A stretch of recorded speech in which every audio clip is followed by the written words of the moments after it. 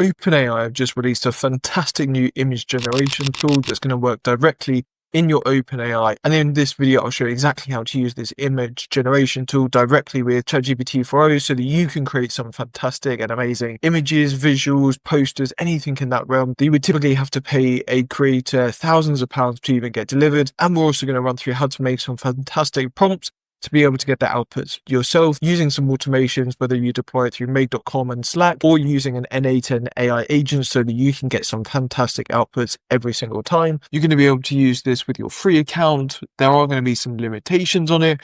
Whereas if you've got the pro version, you're going to be able to use this with a lot higher limits to be able to go through and generate the images. So all you need to do is come into OpenAI. You need to make sure you're on the ChatGPT 4.0 model.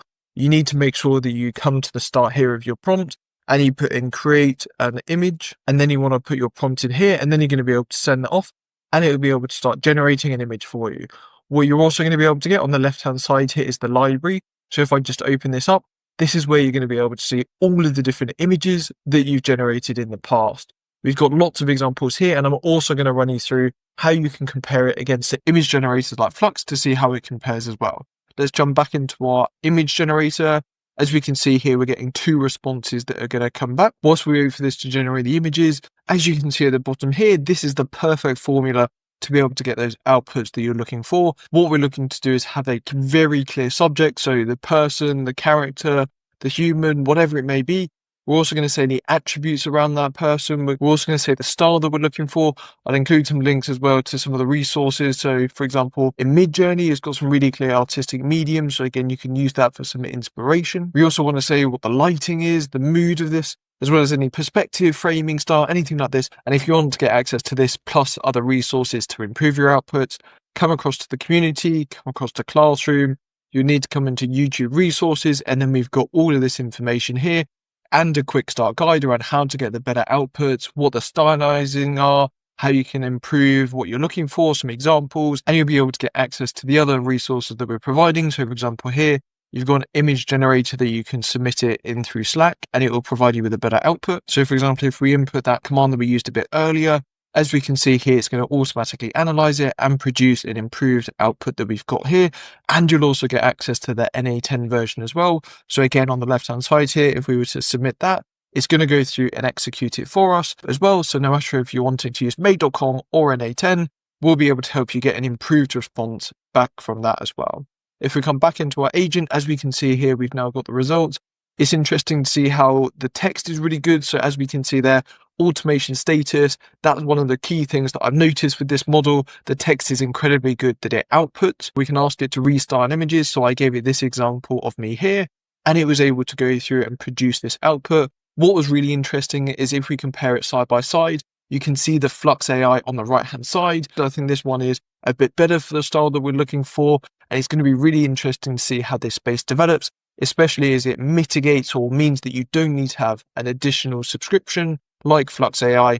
You can just leverage already what's within ChatGPT 4 and OpenAI. If we come across, what I also asked it to do is generate an image of an actual menu. So again, we're testing out that ability to be able to produce text. So as you can see here, we can see the output that came through from ChatGPT. I'll compare it on the right-hand side with, again, around that Flux image. Again, it's nowhere near as good from Flux, in my opinion. That text isn't as good. It's not gone through and given us an actual menu that we could use straight away. But what we can also do is get this to be adjusted. So for example, if we were to come down the bottom, we could say, great, now please change it to be for a New York menu. What we'll be able to do is automatically edit it, so it should keep that original style, but now come through and change it so it's specific to New York. If we've got another example, we can come back to where we had the image of me, and we'll be able to come down and say, actually, please change the style to be pixel art. So now what it'll be able to go do is automatically update it and adjust it into that style. So there we go. We've now got that output returned for the image of me. That's a very, very pixelated image, but as we can see there, it's trying to replicate that original image that we had a bit starter on. So again, that olive painting as well as me right at the start there. I think that's incredibly good for how quickly it was able to generate it. And again, this is not requiring an additional subscription. It's done natively within our OpenAI account. If we come across, we'll be able to see the menu updated. And as we can see there, it's been able to actually change it so it's more in a New York style, which I think looks incredibly good. I'll compare them side by side just so that you can see.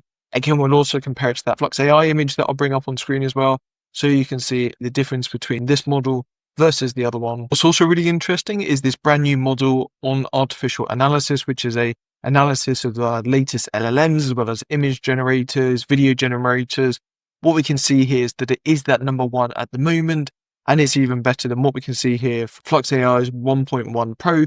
And as you've seen from the different versions, there's actually quite an interesting difference in just how that appearance comes through. And if we come a bit further down, I just zoom out, what we'll also be able to see is that we've got mid-journey down here as well. So we've got a score there of around 1047 versus 1157. So again, not a huge difference, and that's where it's going to be really interesting to play around with it, find what you prefer. But I think the thing that they are leading in at the moment is that text element. So as you can see here, up at the top, almost as good as High Dream for that text specific abilities. So again, really interesting for those use case specific models starting to be generated. And that's a really quick overview of just how to leverage OpenAI's new image generation tool and how it compares to the other ones in the market at the moment. I'll include links to all of the resources below. Stay tuned for more around AI and automation, and have a great day.